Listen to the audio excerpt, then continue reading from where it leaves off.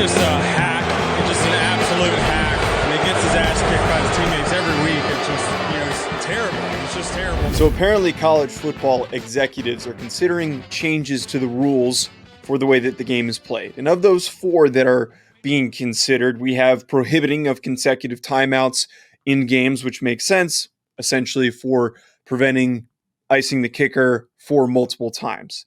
Additionally, we have no untimed downs at the end of the first and third quarter. Clock runs out after first downs, except for inside the 2 minutes of the end of a half. And then lastly, the clock runs on incompletions once the ball is spotted. Essentially, of these rules, the intention is to speed up the game of college football.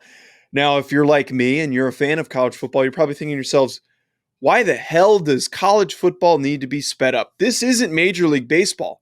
This isn't a sport where in the best of games and even in some of the worst of games, maybe more mediocre matchups that are blowouts, the audience is still pretty locked in and paying attention. Fan bases are that active that they will sit and watch through most games because they are that focused on the product on the field. This isn't Major League Baseball. These changes, and it says in the article that Ross Dellinger wrote from Sports Illustrated, would only really take off a few minutes of the average game. A few minutes. Now, I could sit here and yell about the stupidness of these projected and potential rule changes, but here's the real issue. Why the hell are these executives wasting their time focused on speeding up the game? There is not an issue here with retaining audience. There is not.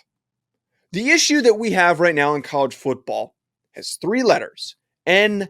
And what I'm talking about with NIL is the lack of rules and guidelines that have allowed a mess of issues over the past few years in which this thing has even existed. I look back at the most recent messy situation is with what happened with quarterback Jaden Rashada when he pulled out of his national letter of intent because apparently he was stiffed for the money he was owed. Now, there's a number of issues that we could sit here and yell about the fact that it is basically still turned into an inducement, even though that it was not intended to. There are so many things that need to be corrected for NIL, and that's what the focus needs to be. Not focusing on fixing stupid timing rules to speed up the game when nobody has any issues with it. There is not an audience retention issue. There is an NIL issue, and that needs to be fixed by whatever executives these are. Hopefully, we can figure it out and we don't waste our time with stupid shit like this.